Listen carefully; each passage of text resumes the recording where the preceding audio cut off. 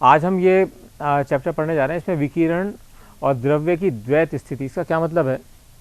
अभी तक हमने जो पूरा फिजिक्स पढ़ी है उसके अंदर ये मान के चलें कि जो वेव है उसके अंदर कोई पार्टिकल नहीं होता। क्यों? क्योंकि हमने सीखा था शुरू से ही कि वेव केवल शेप है। वेव तो केवल शेप है, इसका मतलब कोई उसका कोई पार्टिकल नहीं है, कोई कुछ नहीं, तो शेप बन रही है।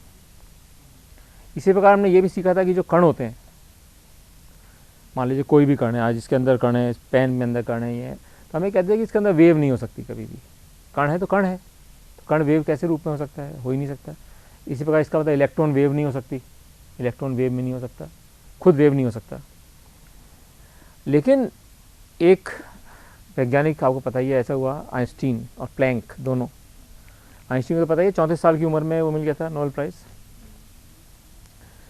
आइंस्टीन के अंदर भगवान ने कुछ आश्चर्यजनक शक्ति दी थी, बहुत ही आश्चर्यजनक, क्योंकि उसने जो कुछ किया है संसार में वो अगले 1000 साल भी कोई नहीं कर सकता, उससे पहले भी कभी कोई नहीं कर पाया।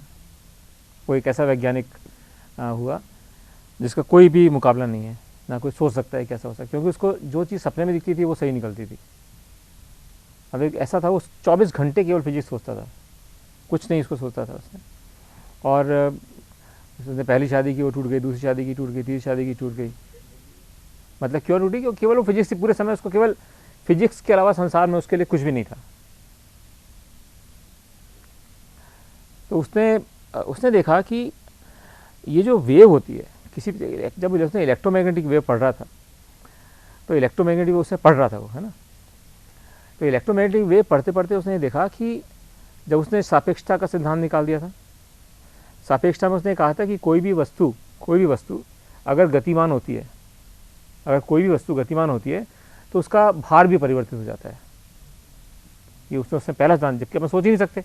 अगर आज भी की तारीख में अपने से कोई बात कहे तो कितना अजीब लगता है कि कोई वस्तु अगर बहुत तेज गति से चल रही है तो उसका भार कम हो जाएगा या ज़्यादा हो जाएगा, कभी सोच ही नहीं सकते हम लोग। लेकिन उसने उस समय इस बात को सोच लिया कि ऐसा हो सकता है कि अगर कोई चीज़ चल रही है तो उसके अंदर भार है। उसने सोचा कि ये क्यों हो सकता है, ऐसा कैसे हो सकता है कि मैं कैसे इस चीज़ को निकालूं, प्रकाश ऐसे दिख भी नहीं रहा। उस समय तो इलेक्ट्रोमैग्नेटिक वेव का मतलब था प्रकाश, इलेक्ट्रोमैग्नेटिक वेव का मतलब था प्रकाश, और प्रकाश तो दिखता भी नहीं है, प्रकाश से ही दूसरा देख रहे हैं। अब उसके लिए बहुत बड़ी समस्या हो गई कि मैं कैसे पता लगाऊं कि ये आफ्टर ऑल ये है क्या चीज़। उसने एक एक्सपेरिमेंट किया, बहुत छोटा सा एक्सपेरिमेंट किया। उसने देखा कि अगर कोई भी एक सतह है, उस समय तक ये तो पता चल गया था कि कुछ फ्री इलेक्ट्रॉन्स होते हैं, आखिरी वाले शेल के अंदर कुछ फ्री इलेक्ट्रॉन्स होते हैं।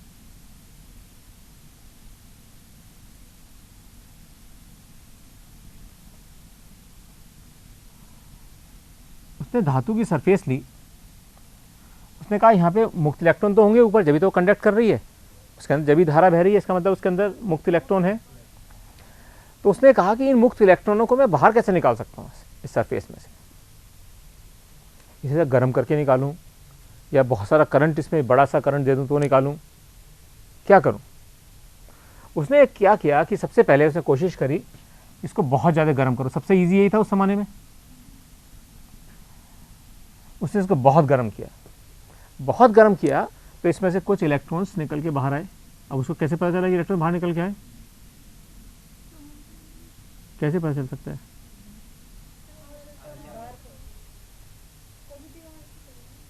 हाँ, उसने ये देखा कि यहाँ पर पॉजिटिव चार्ज पैदा हो गया, इसी से पता लगा उसने इलेक्ट्रॉन भाग गए होंगे।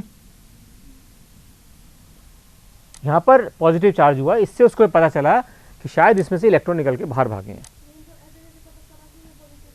क्योंकि उसने जोड़ रखा था इसको पूरे कनेक्शन से। इसके अंदर उसने पोटेंशियोमीटर लगा रखा था, अमीटर लगा रखा था,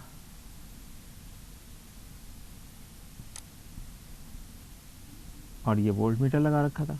नापने का सारा सिस्टम कर रखा था। ऐसा नहीं कि वो खाली उसको गर्म करके देख रहा था, उसने इसको पूरा जोड़ रखा था, पूरे सिस्टम के अंदर, पूरे सर्किट के अंदर जोड़ रखा था। तब उसने देखा कि यहाँ पर मुक्त इलेक्ट्रॉन बाहर निकल गए। लेकिन उसने ये देखा कि मुक्त इलेक्ट्रॉन कुछ क्षण के लिए बाहर निकले, कुछ क्षण के लिए, और वापस अंदर आ गए। ठंडे नहीं, गर्म ही था। ये क्यों वापस आ गए? उसके मन में यह विचार आया कि इसका मतलब इन जो ये यहाँ पे जो पॉजिटिव चार्ज बना, इसने इनको वापस खींचा होगा, इस पॉजिटिव चार्ज ने इन इलेक्ट्रॉन्स को वापस खींचा होगा और सरफेस वापस न्यूट्रल हो गई। तो इसने कहा ये बीच में ऐसा क्या चीज़ हुई कि ये इलेक्ट्रॉन बाहर निकल गए थे। ये इस पूरे चैप्टर का जनक है। ये जो छोटा सा उसने एक्सपेरिमेंट किया था इस बात का कि कुछ जो इलेक्ट्रॉन निकले थे उनको वापस सरफेस ने अंदर खींच लिया और सरफेस वापस न्यूट्रल हो गई। सरफेस न्यूट्रल होती है वैसे ही वापस सरफेस न्यूट्रल हो गई। इस केवल एक छोटी सी घटना ने उसको ये आइडिया दिया कि शायद ऐसा तो नहीं कि कहीं ये जो निकल के गए हैं बाहर, इलेक्ट्रॉन जो बाहर निकल के गए हैं, इनके अंदर कोई एनर्जी इस तरीके की हो या एनर्जी उनमें कम ज़्यादा हो जिसके कारण कि ये आगे पीछे दौड़ रहे हैं। इस समय उसने एक परिकल्पना की, केवल परिकल्पना थी उसके मन में। उसने कहा कि किसी भी धातु में, किसी भी धातु के अंदर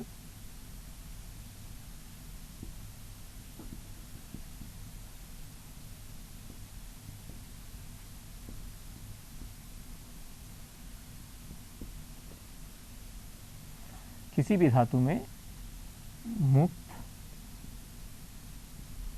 इलेक्ट्रॉन होते हैं, परंतु उनमें इतनी ऊर्जा नहीं होती है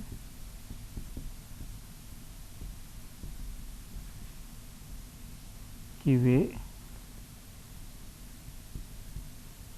धातु की सतह से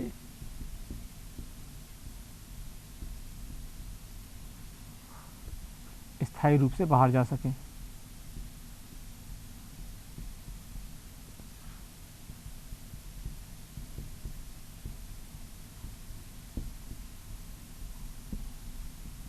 अब देखिए उसने कितना दिमाग लगाया। उसने ये कहा इसका मतलब ये हुआ कि इन इलेक्ट्रॉन्स में अगर हम किसी तरह से इतनी ऊर्जा दे दें, इस तरह से हम इतनी ऊर्जा दे दें कि वो इस सरफेस को क्रॉस करके और इलेक्ट्रॉन्स दूर दूर भाग जाएं।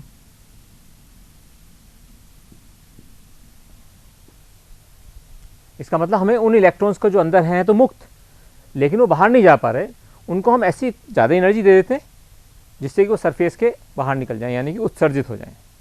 उत्सर्जित का मतलब दोबारा वापस नहीं आ सकते उसके अंदर, वो उत्सर्जित हो जाएं। तो उसने सोचा कि एक बाहर से अगर हम ऊर्जा देते हैं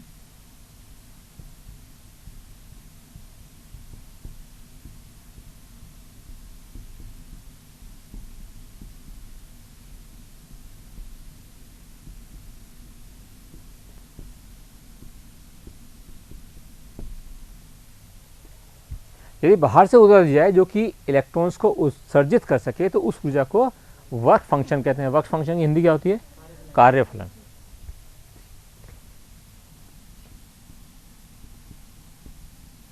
इस सिद्धांत को बहुत अच्छे से समझना क्यों पूरा चैप्टर इस सिद्धांत पे कंसेप्चुअल है, ये पूरा चैप्टर, इसलिए इसमें ज़्यादा क्वेश्चन आते हैं बहुत। उस ऊर्जा को, यानी कि बाहर से ऊर्जा दे दी जाए, जितनी ऊर्जा की आवश्यकता है इलेक्ट्रॉन को परमानेंटली बाहर निकालने के लिए, उस ऊर्जा को कार्यफलन कहते हैं। ऊर्जा को कार्यफलन किसको कह रहे हैं? ऊर्जा को। अब इलेक्ट्रॉन्स में जो निकालने के लिए जो ऊर्जा यूज करते हैं उसको हम हमेशा इलेक्ट्रॉन वोल्ट के रूप में परिभाषित करते हैं। इलेक्ट्रॉन वोल्ट के रूप में, ये बहुत इंपॉर्टेंट डेफिनेशन है। इलेक्ट्रॉन वोल्ट, एक इलेक्ट्रॉन वोल्ट वह ऊर्जा है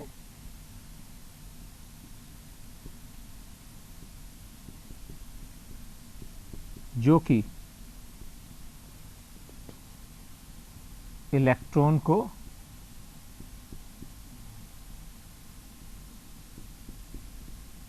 एक वोल्ट विभवांतर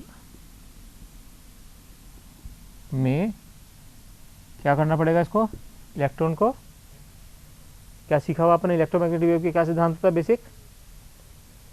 क्या करना पड़ेगा उसको? एक्सेलरेट, क्या कहते हैं?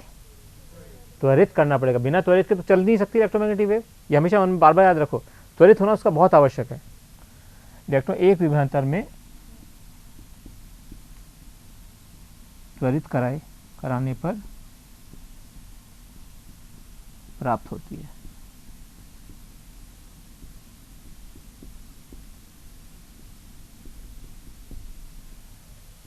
ठीक है, अब हमको ये पता है कि वोल्टेज क्या होती है,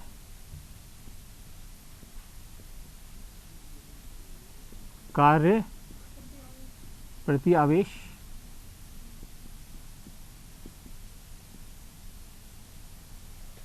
ठीक है, कार्य मतलब ऊर्जा, इसलिए ऊर्जा is equal to voltage into आवेश। आवेश यहाँ पे किसका होगा, इलेक्ट्रॉन का। क्या होता है,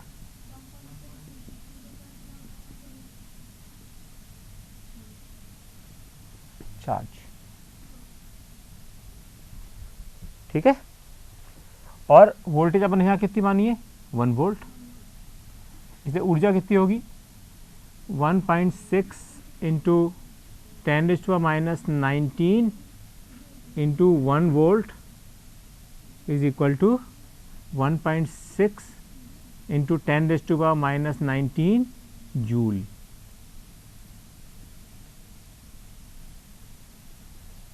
इसे कहते हैं 1 इलेक्ट्रॉन वोल्ट ऊर्जा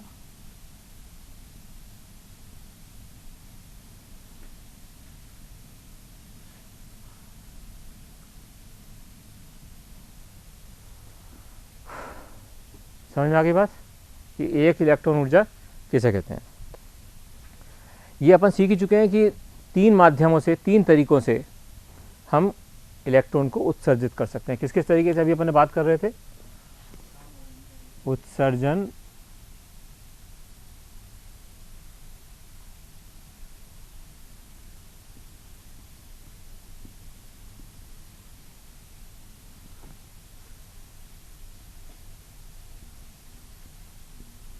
अत्यधिक ताप देकर,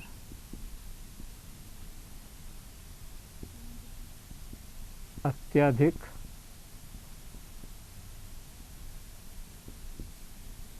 विद्युत क्षेत्र से,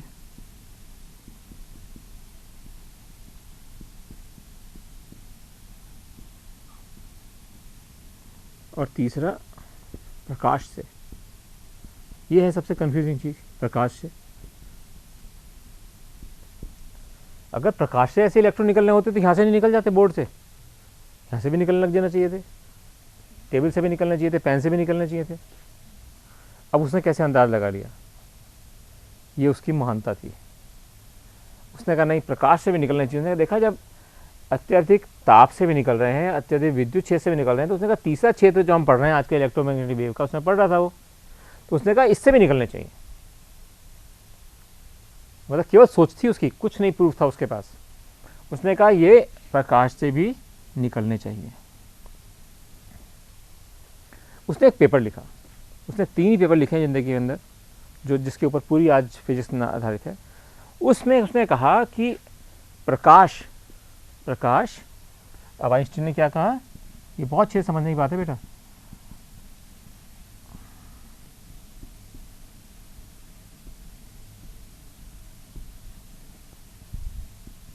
क्या कहा उसने कहा कि ये जब ही संभव है प्रकाश से हो सके, क्योंकि केवल वेव चल के तो इलेक्ट्रॉन निकाल नहीं सकती। मतलब कोई ना कोई चीज़ ऐसी टक्कर आके मार रही है, सरफेस पे कोई टक्कर मार रही है, जिसके टक्कर के कारण उसमें से धक्के से बाहर कोई चीज़ निकल रही है। उसने कहा इसका मतलब प्रकाश के अंदर भी क्या प्रकाश वेव नहीं है। उसने कहा प्रकाश तो ऊर्जा के छोटे छोटे बंडलों से बना होता है। ठीक है, छोटे छोटे बंडल का क्या मतलब, जैसे अभी तो हम कहते थे कि प्रकाश कैसे चल रहा है भाई। उसने कहा नहीं, प्रकाश एक एक बंडल के रूप में चलता है, वो बंडल आगे चलते रहते हैं, और हर बंडल में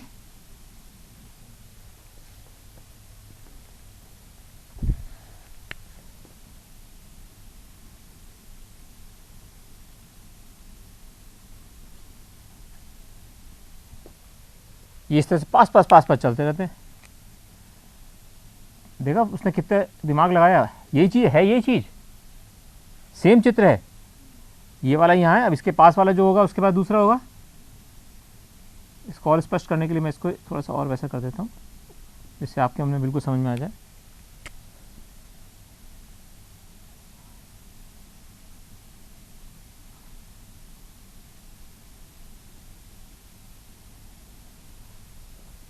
समझ गए? उसने क्या किया है, जो वेव की शेप दिख रही थी उसको छोटे छोटे हिस्सों में बांट दिया, एक एक वेवलेंथ के बराबर बांट दिया, और उसने कहा ये हमारा एक क्वांटा है जिसको आजकल हम फोटोन कहते हैं। उस समय फोटोन नहीं कहता था वो, उसने क्यों क्वांटम थ्योरी ऑफ लाइट निकाली थी, क्वांटम मैकेनिक्स निकाली, सब उसने निकाला था सारा।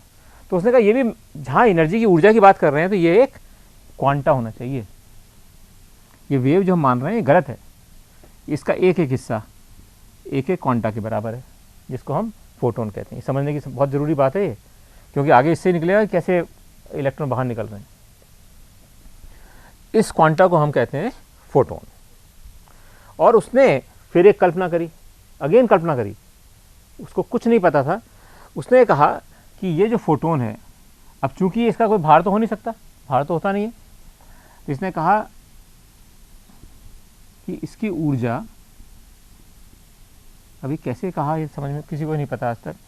उन्होंने कहा इसकी ऊर्जा h न्यू होनी चाहिए, यानी कि प्रत्येक फोटोन की ऊर्जा h न्यू होनी चाहिए।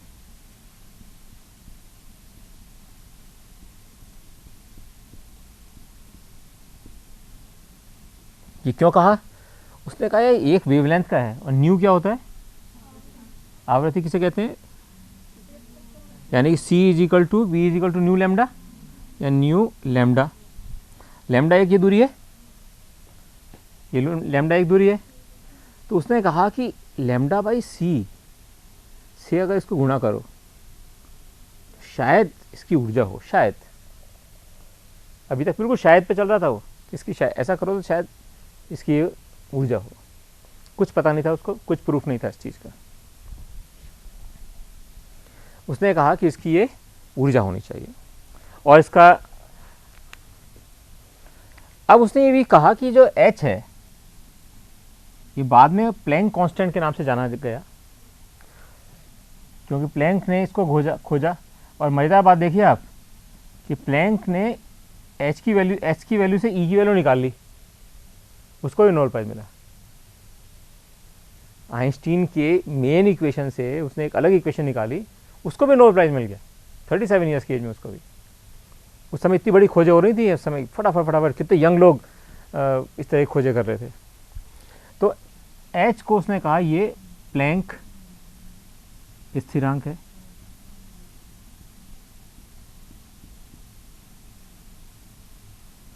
और इसकी वैल्यू कितनी होती है? 6.023 इंटू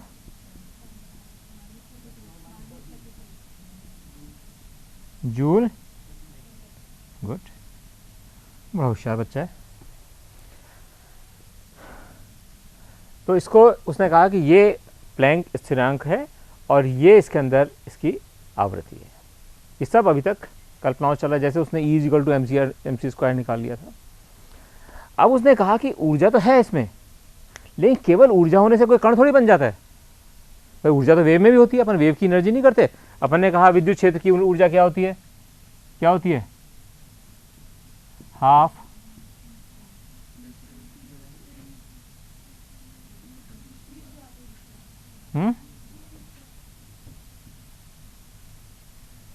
याद है? और उसकी क्या होती है? मैग्नेटिक क्षेत्र की क्या होती है?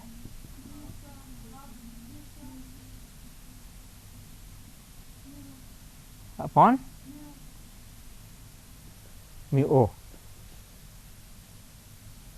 तो उसने कहा ये तो उसकी भी होती है, वेव में भी होती है एनर्जी। तो केवल एनर्जी होने से थोड़ी पार्टिकल कह सकते हैं इसको, कण थोड़ी कह सकते हैं। फोटोन तो मैंने मान लिया, लेकिन ये जब तक कण नहीं होगा, इसके अंदर कण वाले गुण नहीं होंगे, जब तक मैं कैसे कह दूं कि ये कण है? ये इसमें फ़र्क क्या हुआ? ये इसको आपने टुकड़ों टुकड़ों में बांट के दिखा दिया, एक एक छोटी वेवलेंथ का एक फोटोन है, लेकिन अभी भी ये सिद्ध नहीं हो पाया कि ये कण है। इसके लिए उसने क्या किया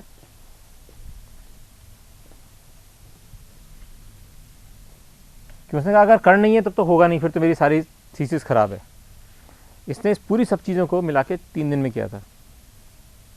3 दिन में उस पेपर को लिख के भेज दिया था, इसने अखबार में छपवा दिया था।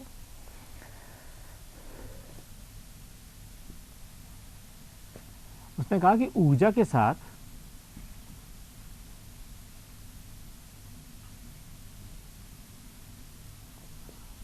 यदि संवेग होगा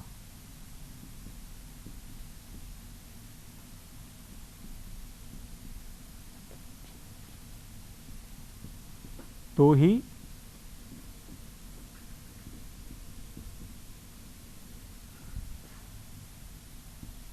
किसी को कण कहा जा सकता है। इसका क्या मतलब हुआ? किसी मतलब क्या हुआ?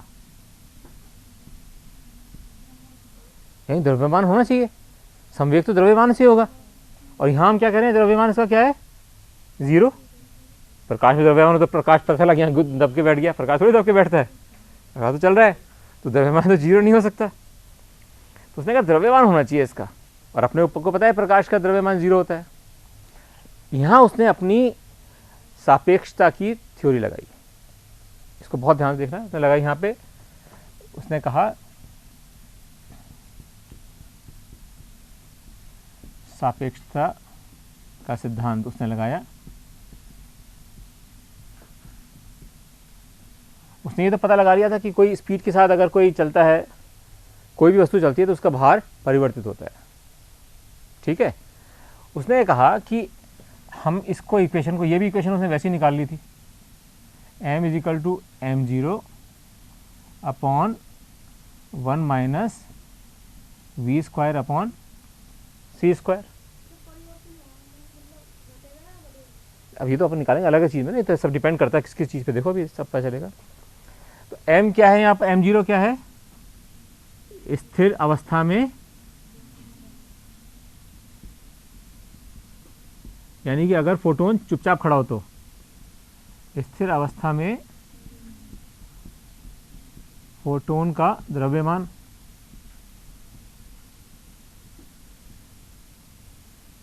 और m किसी गति पर।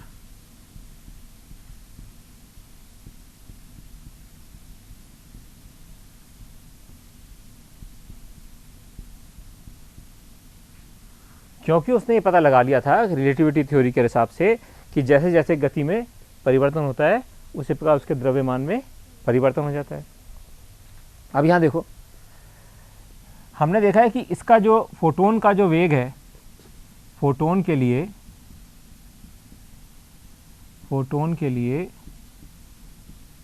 v क्या होता है? v क्या होता है? वेलोसिटी क्या होती है उसकी? c। फोटोन क्या, अपने कहा ना, फोटोन तो किसकी गति चल रहा है? इलेक्ट्रोमैग्नेटिक वेव का है फोटोन। ये प्रकाश की गति से चलता है, प्रकाश की गति से चलेगा, यानी कि c से चलेगा। अगर v इक्वल टू c लिख दो तो यहाँ क्या आया? तो m0 की वैल्यू क्या आई? m0 is equal to m under root 1 minus 1 is equal to 0। उसने कहा ये तो बहुत ही अलग बात हो गई। उसने इसका मतलब ये कहा कि अगर फोटोन स्थिर अवस्था में खड़ा है तो उसका भार 0 है, उसका द्रव्यमान 0 है। सोचो कैसा उसका दिमाग था। उसने कहा कि अगर फोटोन अगर स्थिर अवस्था में है तो उसका मास 0 है, द्रव्यमान 0 है। अब उसने कहा ये चल रहा है अगर किसी गति से, तो अगर ये किसी गति से चल रहा है तो उसका मास क्या आएगा? अगर वो किसी भी गति से चल रहा है तो ये आ गया। इससे क्या मतलब निकला कि अगर गति से चले तो उसका द्रव्यमान ये है, और वो शांत रहे, खड़ा रहे तो उसका द्रव्यमान 0 है। इसका मतलब फोटोन कभी भी स्थिर अवस्था में नहीं हो सकता, कभी भी फोटोन स्थिर अवस्था में नहीं हो सकता। यानी कि ऐसा हम कोई भी फ्रेम जब करते हैं, याद है आपको पहले चैप्टर 3 में करते थे अपन, फ्रेम में एनालिसिस करते थे, कोई भी ऐसा फ्रेम नहीं हो सकता जिसके अंदर की फोटोन को स्थिर अवस्था में दिखाया जा सके। अर्थात स्थिर अवस्था में फोटोन का मास हमेशा 0 होता है, और इसका मतलब ये हुआ कि फोटोन हमेशा गतिमान अवस्था में ही रहता है, और गतिमान अवस्था में नहीं रहेगा तो उसका मास 0 हो जाएगा। मास जीरो हो जाएगा तो वो कण के रूप में इसको नहीं ले सकते, जो कि उसकी बेसिक थ्योरी के अगेंस्ट हो जाता है। बेसिक थ्योरी वो कहता है कण है, ये फोटोन एक कण के समान है। अगर वो ये कहता है कि अगर ऐसा नहीं है, स्थिर अवस्था में जीरो नहीं है और उसके बाद गति में उसकी वेलोसिटी नहीं है, तो उसकी तो बेसिक थ्योरी खत्म हो जाती। उसने कहा कि इसका मास ये होना चाहिए। या किसी भी बच्चे को कन्फ्यूजन हो, क्योंकि बहुत इंपॉर्टेंट कठिन सी चीज़ है ये, ठीक है, ये याद रखना है। तीसरा, अब फोटोन की ऊर्जा। चौथा,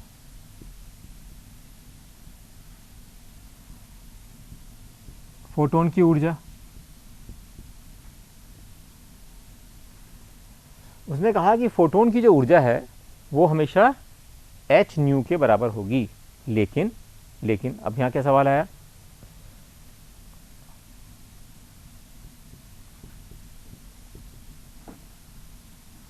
लेकिन उसने एक और इक्वेशन निकाली थी। एक इक्वेशन और क्या निकाली थी ऊर्जा की, याद करो जल्दी से बोलो।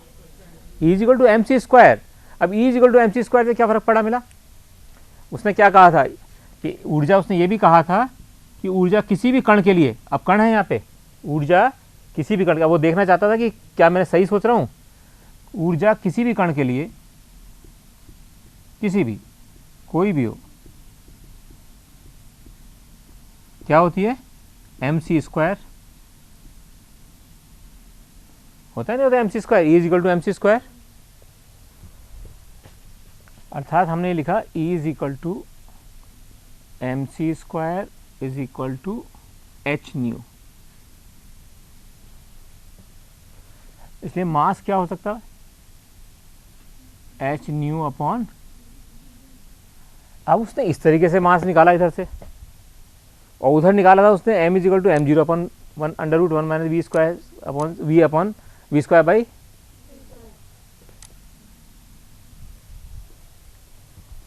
उसने कहा ये और ये तो बराबर होने चाहिए भाई। जब उससे आपने मास निकाला है, वो दोनों उसी की थ्योरी है, ये भी थ्योरी उसकी है, ये भी उसने थ्योरी निकाली। अब उसने कहा अगर मैं इनको दोनों को कनेक्ट कर दूं तो इसका मतलब मेरी थ्योरी सही है, अगर इससे एनर्जी और उससे एनर्जी बराबर निकल दे। अब ये कैसे चेक करता, उसने कहा ये अगर पार्टिकल है और इसकी एनर्जी समान है तो संवेग होगा ना इसके अंदर कुछ, संवेग मान लो P होता है तो क्या होता है,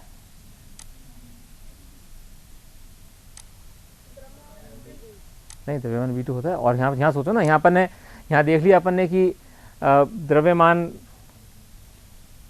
mc, प्रकाश की गति चल रही है ना, फोटोन तो प्रकाश की गति चल रहे हैं, उनका मास m, तो P इज इक्वल टू कितना हो गया, mc। यहाँ से mc की वैल्यू निकालो जरा,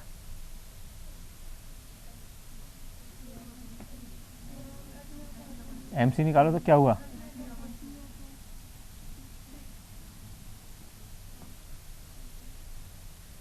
कैसे क्या बेटा, देखो करके देखो जल्दी, देखो फिर अपने कॉपी में एकदम देखना चाहिए, बिकॉज आगे मैं जब तक नहीं बढ़ना चाहता जब तक कि अपन परफेक्टली नहीं बढ़े इसके अंदर। वैसे तो छोटी चीज़ है, ठीक है, हो गया। और अपन ये भी जानते हैं कि v इज इक्वल टू, यानी कि c is equal to nu lambda. अगर हम c is equal to nu lambda रखें तो क्या होगा, ठीक है ना, तो उसमें क्या हो जाएगा, संवेग कितना होगा, हाँ यहाँ से वो पहुंचा, पास पहुंच रहा है, अब वो धीरे धीरे पास पहुंच रहा है। अब क्या क्या कह रहा है वो, कि अगर हमने c is equal to nu lambda रखा, h nu c is equal to nu lambda,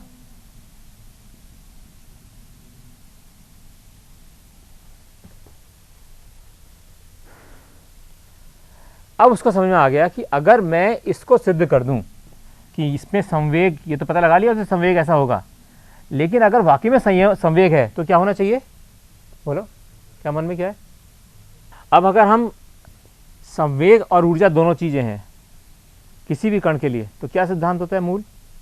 अभी कैसे दोनों चीज़ सिद्ध होने के लिए कुछ तरीका भी तो होना चाहिए, जो ऑलरेडी एस्टेब्लिश सिद्धांत हो, जो सिद्धांत पहले से प्रतिपादित हो, उसके अंदर उसकी ये सब इतनी चीज़ें उसने निकालनी अपने केवल सोच सोच के, अभी तक कोई एक्सपेरिमेंट नहीं किया, कुछ नहीं किया, सोच सोच के निकालनी।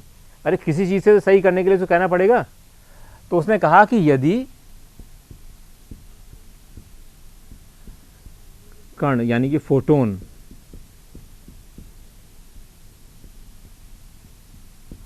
में ऊर्जा व संवेग है तो क्या होगा,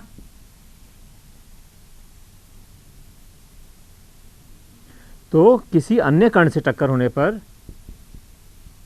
अगर ऐसा हो उसके अंदर संवेग भी है, ऊर्जा भी है, तो दूसरे कण से अगर टक्कर हो रही तो क्या होना चाहिए,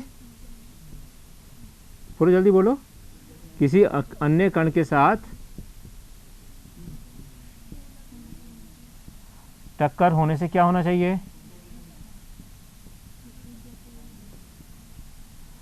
ऊर्जा व संवेग टोटल यानी कुल क्या होना चाहिए, संरक्षित। क्या कहते हैं उनका, कंजर्व क्या होता है, संरक्षित। संरक्षित यानी कि ऊर्जा और संवेग संरक्षित रहना चाहिए।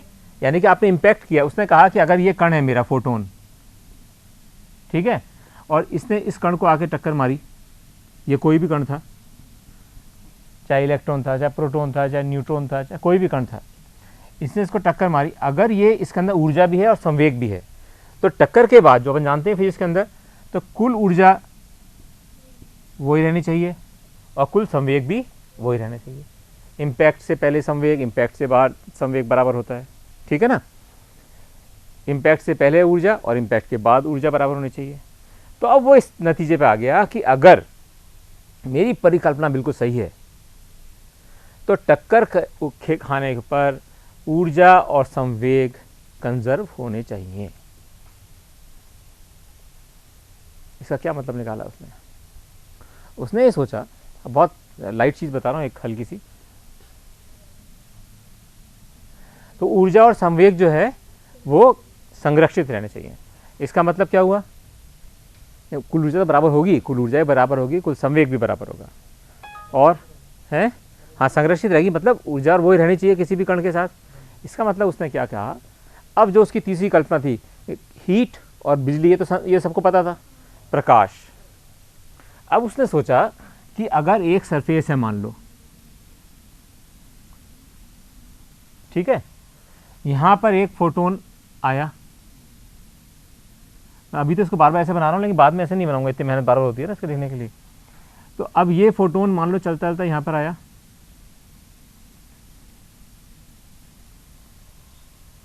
इसके अंदर ऊर्जा है मान लीजिए, बाद में अपन इसकी फार्मूला निकालेंगे, अभी तो वैसे लिख लेते हैं, इसकी ऊर्जा है इसके अंदर कुछ, और इस इलेक्ट्रॉन के अंदर बाहर निकालने के लिए आवश्यक ऊर्जा मान लीजिए है 2.45 इलेक्ट्रॉन वोल्ट। ये तो आवश्यकता है निकालने के लिए, वर्क फंक्शन यानी क्या है, ये कार्यफलन, यानी इतनी ऊर्जा चाहिए इसको बाहर निकलने के लिए, इतनी ऊर्जा इसको बाहर निकलने के लिए चाहिए। और इसके पास ऊर्जा है मान लीजिए 3.61 इलेक्ट्रॉन वोल्ट, ठीक है।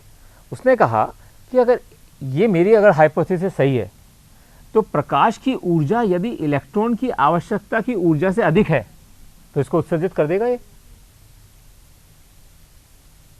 समझ में आ रही बात, कि अगर इसके निकलने के लिए ऊर्जा तो बाहर आवश्यकता थी इतनी, बिल्कुल धीरे चलूंगा, आप बिल्कुल चिंता मत करो, इसको धीरे धीरे समझ के चलेंगे।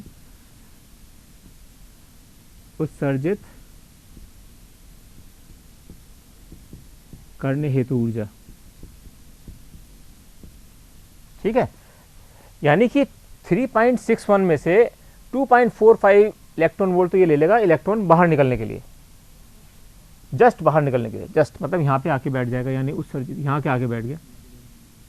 अब बाकी कितनी एनर्जी बची, 1.11 में से 5 गया 6, 5 में से 4 गया 1, ठीक है। अब ये 1.6 इलेक्ट्रॉन वोल्ट का क्या होगा, अपन ने तो कहा टोटल एनर्जी पहले और बाद में बराबर रहनी चाहिए। इसका मतलब इस एनर्जी का उपयोग क्या होगा, ये इलेक्ट्रॉन भागेगा इससे उसके अंदर। अब इसको क्या होगा, यहां पर गतिज ऊर्जा मिल जाएगी। अब समझ में आया क्या किया था उसने? यही है पूरा चैप्टर। अब आया कंसेप्ट, कंसेप्ट समझ में आ जाना चाहिए, बस कंसेप्ट समझ में आएगा तो पूरा चैप्टर बहुत इजी है। उसने कहा कि अगर ये ऊर्जा ज़्यादा है इसमें और उत्सर्जन होने के लिए उसको कम ऊर्जा की आवश्यकता है, तो बाकी ऊर्जा, यानी कि अगर इतनी ऊर्जा देता है वो 2.45, तो ये यहाँ के आके बैठी है, बस बैठ गया, अब जा नहीं सकता आगे में, आगे चलने के लिए ऊर्जा नहीं है, बाहर निकलने के लिए थी, अब दौड़ूँ कैसे? तो इसका मतलब इस पार्टिकल में इतनी ऊर्जा और अधिक होनी चाहिए जो कि इसको दौड़ा भी सके। इसका मतलब एनर्जी बिफोर इम्पैक्ट क्या थी?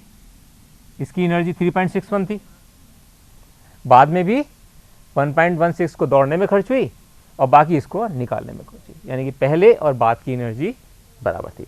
अब वो खुश हो गया, उसने कहा मैंने जो सोचा था कि प्रकाश से भी निकल सकती है वो हो गया। इसका मतलब उसने देखा कि इसको बढ़ा कैसे सकता है एनर्जी को, अब इसकी कैसे बढ़ाए, प्रकाश की कैसे बढ़ाए, प्रकाश की एनर्जी को कैसे बढ़ाएगा? अब हाँ, इसका मतलब उसने कहा कि इसको तो बढ़ा नहीं सकता, तो फिक्स है, फोटोन की एनर्जी फिक्स है, अपन ने निकाल लिया, एक फोटोन की एनर्जी 1 इलेक्ट्रॉन वोल्ट के बराबर है, ठीक है ना, एक वो चल रहा है अपना आराम से। तो उसने कहा अगर ये जब भी उत्सर्जित हो सकते हैं, अब उसने निकाला इसकी नेक्स्ट हाइपोथेसिस, उसने कहा कि इलेक्ट्रॉन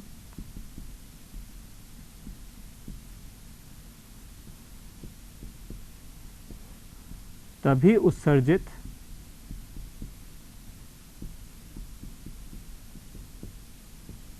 हो सकता है जबकि उसको भागने के लिए, मैं लोकल वर्ड यूज़ कर रहा हूँ, इससे याद रह जाए, ये टेक्निकल वर्ड नहीं है लेकिन इससे याद रहता है हमेशा, उसको जबकि उसको भागने के लिए आवश्यक ऊर्जा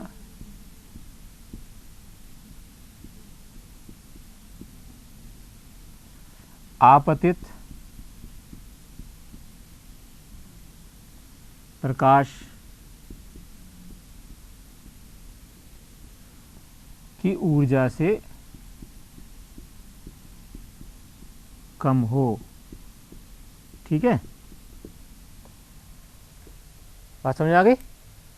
उसके अगर अब उल्टा बनाया, उसने कहा ये अगर ऐसा ये सिद्ध है तो इसका ये सिद्ध होना चाहिए। इसका मतलब ये हुआ कि अगर प्रकाश के यहाँ पर इस पर गिर रहा है और इसके लिए जो आवश्यक ऊर्जा है बाहर निकलने के लिए, यानी कि उसका कार्यफलन, उस ऊर्जा इतनी कम है कि जो प्रकाश की ऊर्जा आ रही है आपातित फोटोन्स की जो ऊर्जा है उससे कम है, इतनी कम है कि वो बाहर भी निकाल सकती है उसको और दौड़ा भी सकती है। बात समझ में आई? इलेक्ट्रॉन तभी उत्सर्जित हो सकता है जबकि उसको भागने के लिए आवश्यक ऊर्जा आपतित प्रकाश की ऊर्जा से कम हो। सतह पे अगर इतनी मिलेगी सतह पे, सतह ही आएगा, ये क्वेश्चन खूब आ रहा है एग्जाम में आया है। वापस तो नहीं जाएगा, निकल तो गया बाहर, अब दौड़ नहीं पा रहा है अभी। हाँ यस, अभी तो उसको भागने के लिए एनर्जी नहीं है लेकिन पहुंच गया वहां पर, वो बाहर निकल के, अभी अंदर नहीं रहा, अंदर फ्री इलेक्ट्रॉन के रूप में नहीं रहा, अंदर वो उसको वापस नहीं खींच पा रहा है। अब वो इतनी ऊर्जा है उसके अंदर कि वो बाहर निकाल ले गया, यानी कि उसको खींच नहीं पा रहा। अभी वो गीगर का एक्सपेरिमेंट करेंगे, जब पता चलेगा उसी सारा पता चलेगा, लेकिन अभी पहले कंसेप्ट क्लियर हो जाए ना, फिर एक्सपेरिमेंट नहीं समझ में नहीं आता वो क्या हो रहा है। किताबों में बाद में समझाते हैं इस बात को, अपन पहले इसको जान लें जिससे कि अपन को पता रहे कि एक्सपेरिमेंट क्या हो रहा है। तो कि उसकी ऊर्जा से कम है, तो फिर तो आपके मन में क्वेश्चन आना चाहिए, फिर तो अपने को पता ही है फोटोन की ऊर्जा ही है, तो फिर तो वही मटेरियल कर सकता है। क्या ऐसा है सब बात? कुछ और भी कुछ कर सकते हो? ऊर्जा किस पे डिपेंड करेगी? ऊर्जा किस पे? प्रकाश, आपतित प्रकाश की ऊर्जा किस किस चीज पे डिपेंड कर सकती है? ऊर्जा, आपतित प्रकाश की ऊर्जा किस किस पे करती है, क्या होती है ऊर्जा, क्या होती है अपन ने भी देखा, E इज इक्वल टू,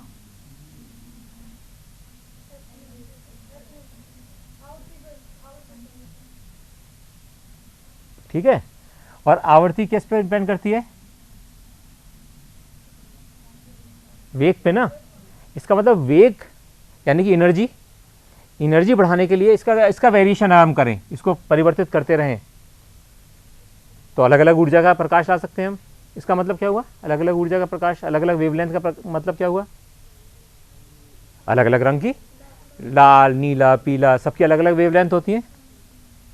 इसलिए साधारण जो प्रकाश है, साधारण प्रकाश से जो ऊर्जा निकल रही है, जो हम देख रहे हैं उससे निकल रही है, उसके अलावा यानी कि हमको ऐसा एक पदार्थ है जिस पे हम थोड़ी सी ज़्यादा ऊर्जा की आवश्यकता है, जो कि हमारे नॉर्मल लाइट में नहीं आ रही, तो हम पीला देखेंगे, मोनोक्रोमेटिक डाल के पीली वाली लाइट डाल के देखेंगे। अब ये देखेंगे पीली वाली लाइट से आ रहा है, नहीं आ रहा बाहर। उसने ये एक्सपेरिमेंट करने शुरू कर दिए, सारे जितने भी तरह के रंग उस समय बन सकते थे लाइट के, उन्होंने वो लाइट के रंग डालने लगा। उसने कहा अब मैं अलग अलग वेवलेंथ के लाइट को यूज़ कर रहा हूँ। अलग अलग वेवलेंथ का मतलब अलग अलग आवृत्ति के, और अलग अलग आवृत्ति का मतलब अलग अलग एनर्जी के। अब आगे इक्वेशन समझ में, इसको मैं लिख देता हूँ।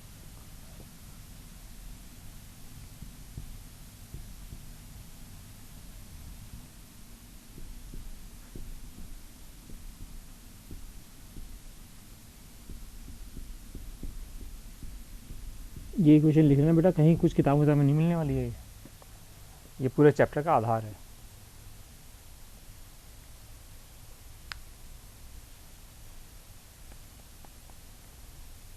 जब भी हम बात करेंगे ना कि आवृत्ति बदलने से ये हो रहा है, तो अपने उसमें याद रहना चाहिए कि आवृत्ति बदल रही है तो इसका मतलब गति बदल रही है, गति बदल रही है तो मतलब एनर्जी बढ़ रही है या कम हो रही है, जो भी हो रही है अलग अलग चीज़ के लिए आएगी।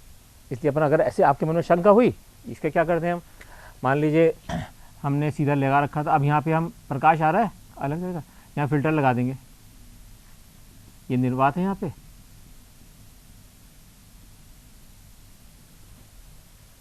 फिल्टर लगाएंगे, इसका मतलब यहाँ पे उसकी वेवलेंथ चेंज हो जाएगी। बस फिर सिद्धांत याद रखो कैसे क्या चीज़ हो सकती है। हाँ, वेवलेंथ हो सकती है। वेवलेंथ क्या चेंज हो सकती है, अगर दूसरा पदार्थ यूज़ करें, अपन लाइट का जब पढ़ा था हमने, प्रकाश की तरंग सिद्धांत, तरंग सिद्धांत पढ़ा था, वेव थ्योरी ऑफ लाइट, उसमें ये बात हुई थी ना कि आवृत्ति तो प्रत्येक माध्यम में समान रहेगी, लेकिन वेवलेंथ चेंज होगी, यानी गति चेंज होगी। यानी क्या लिख देता हूँ मैं, यहाँ पे लिख ही देता हूँ, इसको याद रहे आपको।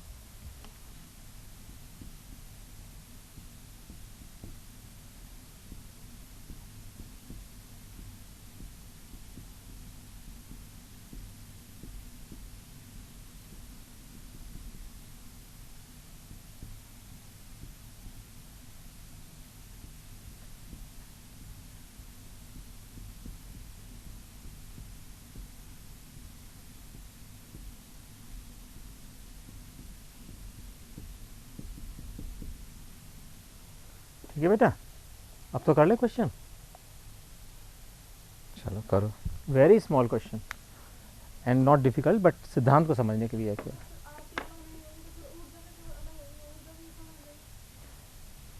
आवृत्ति विभिन्न माध्यमों में नहीं बदलेगी, किसी एक प्रकाश की, लेकिन दूसरे प्रकाश की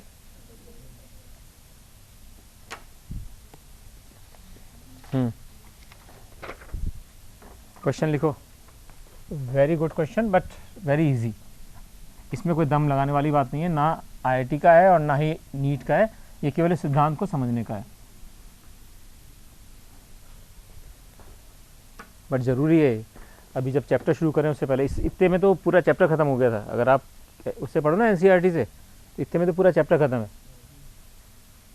इतना गंदे तरीके से समझा रखा है ना इस किताब में।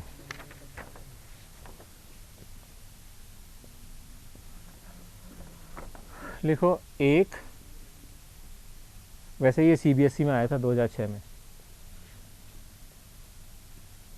25 वॉट एक वर्णी। एक वर्णी का क्या मतलब है, यानी कि बिल्कुल पीले रंग का प्रकाश, यानी नीले रंग का प्रकाश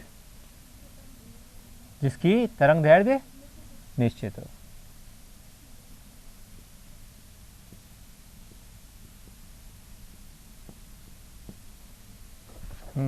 करो, अभी तो बहुत कम फॉर्मूले पड़े हैं, इसे निकाल सकते हो जल्दी से इसको। चलो मैं कर देता हूँ, इससे आपको आइडिया हो जाएगा क्या कर रहे हैं अपन। सबसे पहले निकालो कि फोटोन की ऊर्जा कितनी होगी।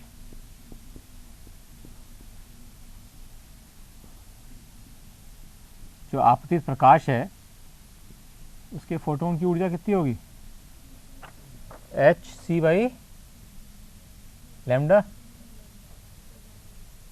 H nu is equal to H C by lambda. ठीक है, एच क्या होता है सीखा है अपन ने, 203, 6,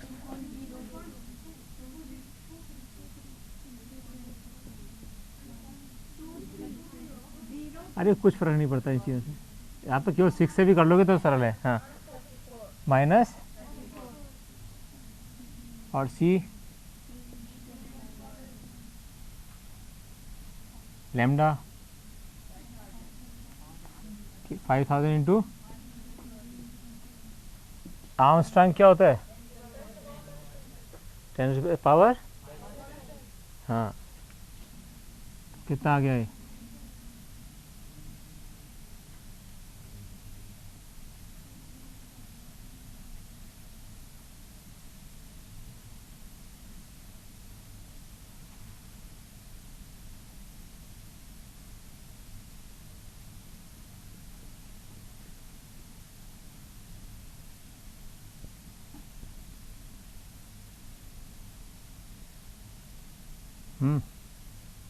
बताओ 3.6 इंटू 10⁻⁴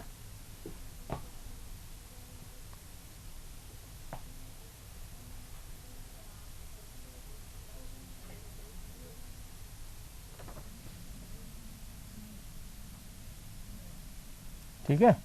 इसकी तो ऊर्जा ये आ गई, फोटोन की ऊर्जा ये है, ये हमेशा बस सेम ही आएगी जब तक कि बस नीचे लैम्डा फर्क होता जाएगा। ठीक है, अब दूसरा देखो ज़रा, 25 वाट, 25 वाट की ऊर्जा, 25 वाट स्रोत की ऊर्जा क्या दे रखी है, पावर बटा क्या होता है, यानी कि पावर प्रति यूनिट प्रति सेकंड, पावर प्रति सेकंड, यही तो होता है, पावर प्रति second, power is equal to ऊर्जा, जोर से बोला करो, जोर से, ये भी याद नहीं है आप लोगों को, P इज इक्वल टू कार्य, कार्य मतलब ऊर्जा,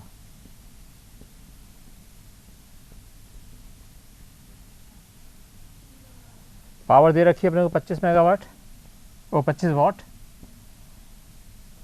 और अपने को क्या मांग रहा है, प्रति मिनट में निकालना है ना, तो अपने क्या दे रखा है, ऊर्जा कितनी हो गई इसकी, प्रति सेकंड, तो ये हो गई प्रति सेकंड, ठीक है, दे रखी है तो प्रति सेकंड, तो प्रति मिनट कितनी हो गई,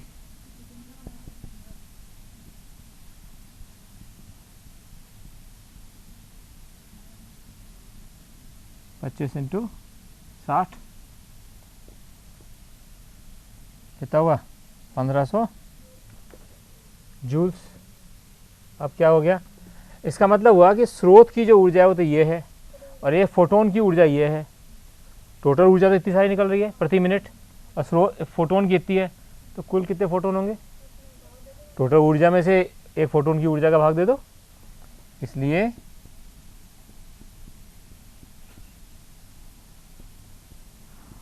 फोटोन की संख्या कुल ऊर्जा अपॉन एक फोटोन की ऊर्जा,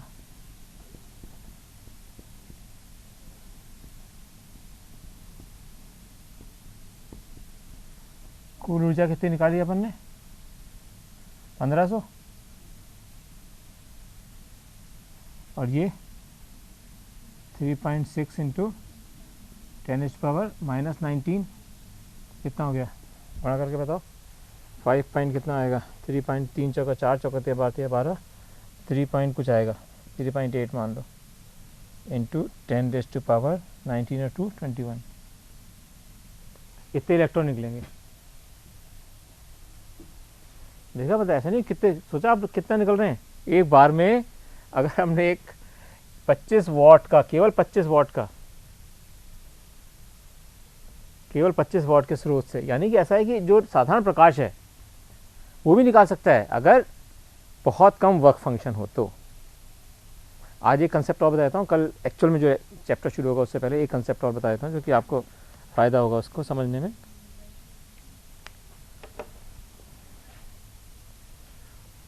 मतलब अभी अब जो पढ़ रहे हैं चैप्टर का केवल एक बेस पढ़ रहे हैं, अभी चैप्टर स्टार्ट नहीं हुआ है।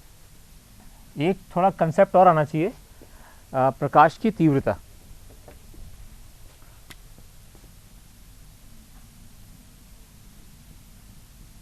प्रकाश या विकिरण कह दो,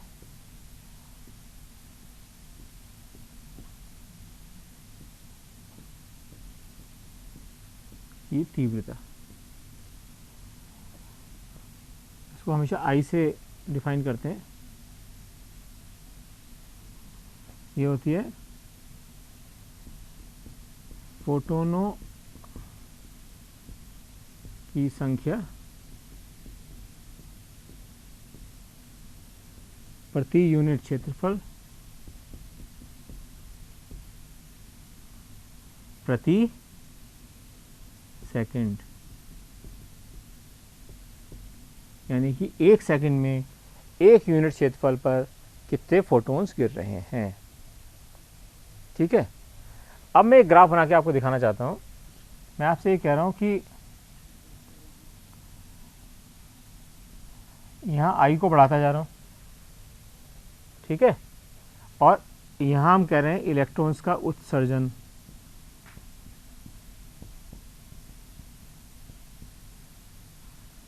ये इस तरह के ग्राफ से जुड़े होते हैं। इसका क्या इंटरप्रिटेशन निकालते हैं? नहीं नहीं नहीं, हाँ, क्या इसका मतलब क्या हुआ कि इलेक्ट्रॉनों का अगर हम आई बढ़ाएंगे यानी कि हम ज़्यादा फोटोन डालें तो ज़्यादा करंट आएगा, और मान लो फोटोन में इतनी एनर्जी नहीं हो जितनी की आवश्यक है, उसको फिर क्या होगा? इस नहीं, वो तो फोटोन के निकलेंगे कब? इसका मतलब क्या हुआ? इसका मतलब क्या हुआ कि केवल फोटोनों की संख्या बढ़ने से उत्सर्जन नहीं हो रहा है। बहुत इंपॉर्टेंट सिद्धांत है, बहुत ज़्यादा इंपॉर्टेंट, कि मात्र गिरने वाले यानी कि आपतित, मात्र गिरने वाले यानी कि आपतित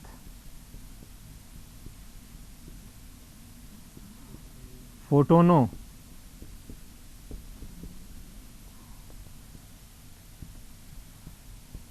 की संख्या बढ़ने से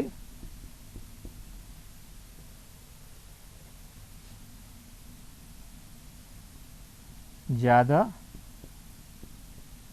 इलेक्ट्रॉन्स उत्सर्जित नहीं होंगे।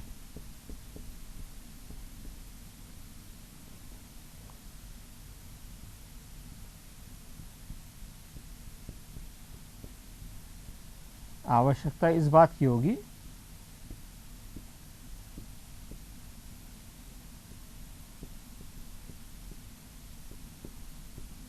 नहीं, आवश्यकता इस बात की होगी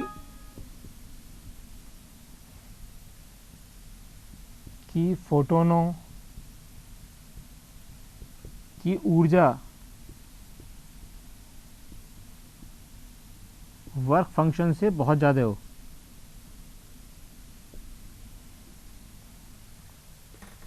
फोटोनों की ऊर्जा यानी कि उसकी आवृत्ति, ऊर्जा मतलब आवृत्ति बताया था ना, ऊर्जा मतलब स्पीड, स्पीड मतलब आवृत्ति, यहाँ बनाया था, मैं डायग्राम बना रखा था, उसको उल्टा चले अगर अपन ये ऊंचा चले तो इसका मतलब उसकी आवृत्ति, आवृत्ति इतनी होनी चाहिए कम से कम जितनी वो ऊर्जा, इतनी ऊर्जा पैदा कर सके कि वो इलेक्ट्रॉनों को बाहर निकाल सके।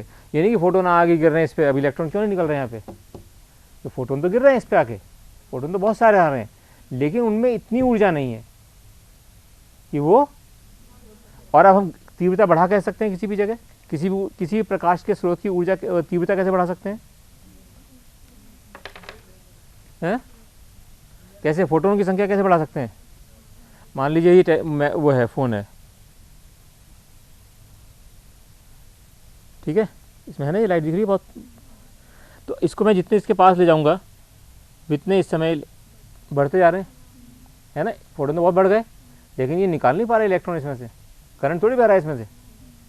तो करंट जब भी बहेगा जबकि इन गिरने वाले फोटॉन्स में इतनी ऊर्जा हो जो कि इसमें से इलेक्ट्रॉन्स को उत्सर्जित कर दें। अर्थात ये वाला ग्राफ सही तो है, सही तो है, लेकिन कब सही है? जबकि वो उत्सर्जन होने की स्थिति आ चुकी हो, यानी कि आपतित जो उस पर प्रकाश गिर रहा है उसके अंदर इतनी ऊर्जा हो कि वो इलेक्ट्रॉन्स को बाहर निकाल सके। उसके बाद तो ये सिद्धांत लागू है। इसका मतलब उस प्रकाश के प्रत्येक फोटोन में इतनी ऊर्जा है कि वो एक फोटोन आया, उसने एक को निकाला, अब 50 एक साथ आ गए तो उसने 50 नहीं बैटरी निकालनी पड़ती है अपने आप खत्म हो जाएगी। अब नहीं बेटा, इसमें होता है, सेंटर होता है ना ये। तो बात समझ में आई इस ग्राफ का क्या खासियत है? इस ग्राफ की खासियत क्या है, इसको बिल्कुल मन में बैठाना पड़ेगा अच्छी तरह से कि ये ग्राफ ये दिखा रहा है कि इंटेंसिटी बढ़ने से उत्सर्जन तो होता है, बढ़ता है, लेकिन उसी स्थिति में जबकि उस फोटोन जो कि इंटेंसिटी में बढ़ा रहे हैं, यानी जो फोटोन की संख्या बढ़ रही है, उन प्रत्येक फोटोन की फ्रीक्वेंसी इतनी हो, यानी कि वेलोसिटी इतनी हो, यानी कि ऊर्जा इतनी हो कि वो बाहर निकाल सके इलेक्ट्रॉन को, और उस इलेक्ट्रॉन कहते हैं फोटो इलेक्ट्रॉन। उस इलेक्ट्रॉन कहते हैं फोटो इलेक्ट्रॉन। तो ये सिद्धांत याद रखना है कि केवल मात्र इंटेंस यानी कि मात्र तीव्रता बढ़ाने से कभी भी फोटो करंट नहीं बढ़ेगा, इलेक्ट्रॉनों की संख्या नहीं बढ़ेगी। केवल मात्र तीव्रता बढ़ाने से नहीं होगा। फोटोनों की तीव्रता बढ़ाने के साथ साथ उसके अंदर उनके इतनी ऊर्जा होनी चाहिए, यानी कि इतनी उसके अंदर गति होनी चाहिए, यानी कि उनके अंदर इतनी आवृत्ति होनी चाहिए कि वो इलेक्ट्रॉन को बाहर निकाल सके। उसके बाद ही ये लागू होगा। इसलिए यहाँ पे लिखा था ई का उत्सर्जन। इसका मतलब उत्सर्जन वाली स्टेज आ चुकी है उस फोटोन से, यानी कि उस फोटोन में इतनी ऊर्जा थी। और अब यहाँ पे एक बात जो सिद्धांत निकल के आता है, जो कल काम आएगा अपना, वो ये कि एक फोटोन, इसका मतलब क्या कर सकता है? एक ही इलेक्ट्रॉन को निकाल सकता है, तो एक ही ऊर्जा अपने बनाया था ना बार बार वो, यानी एक फोटोन एक फोटो इलेक्ट्रॉन पैदा कर सकता है। ठीक है, अब अपन कल पढ़ेंगे, उसका नाम होगा लिनार्ड व मिलिकन का प्रयोग। लिनार्ड और मिलिकन जो थे वो आइंस्टीन के इस सिद्धांत से पहले आए थे।